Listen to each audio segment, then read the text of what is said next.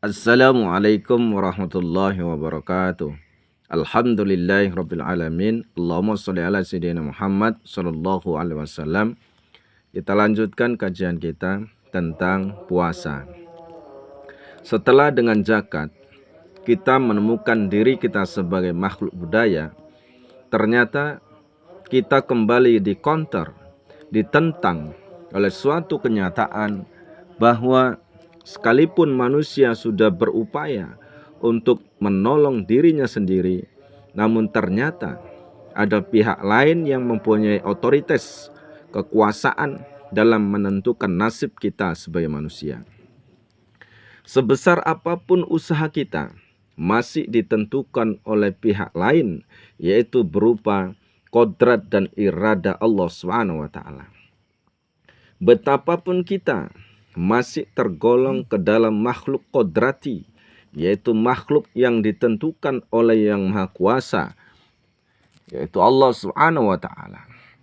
Maka puasa itu datang menyatukan dua identitas manusia sebagai makhluk budaya dan makhluk kodrati.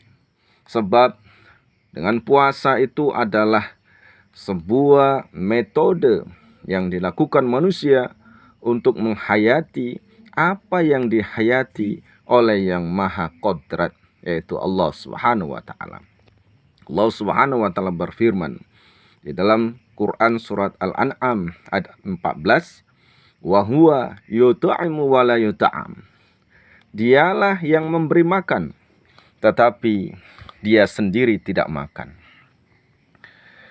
Kalau manusia sudah mau menghayati keadaan Tuhan, tidak makan tetapi memberi makan, walaupun kita tidak seumur hidup kita, ibaratnya kita itu sudah seperti besi, kemudian dimasukkan ke dalam api, ia akan memiliki sifat api, berubah warnanya menjadi merah.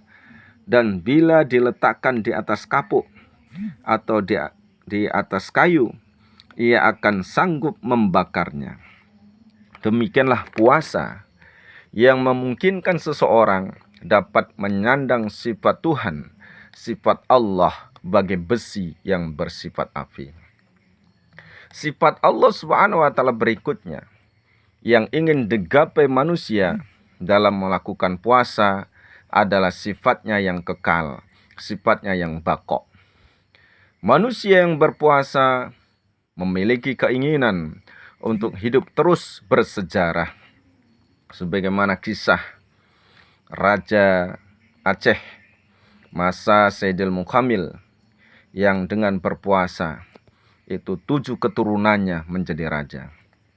Sebagaimana juga kisah Ki Ageng Selo, seorang bangsawan Jawa yang melakukan puasa Selo, puasa Daud, maka seumur hidupnya, maka 11 dari keturunannya itu berhasil menjadi Raja Mataram. Jadi bangsa yang berpuasa sampai kiamat akan terus bertahan, ya, mampu bersejarah. Sedangkan bangsa yang tidak berpuasa, misalnya ada bangsa Indian, bangsa Aborigin, Maya, Sparta, itu tidak akan mampu bersejarah. Mereka akan patah di tengah jalan dan hanya meninggalkan dongeng semata-mata. Berpuasa adalah mengabadikan diri.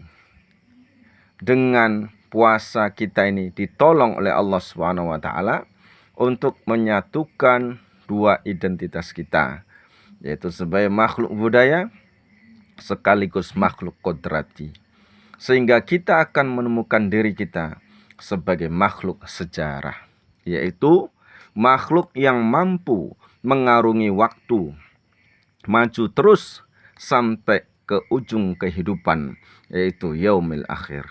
Demikian uraian hikmah kali ini, mudah-mudahan bermanfaat untuk kita semua. Wabillahi taufiq wal hidayah. Wassalamualaikum warahmatullahi wabarakatuh.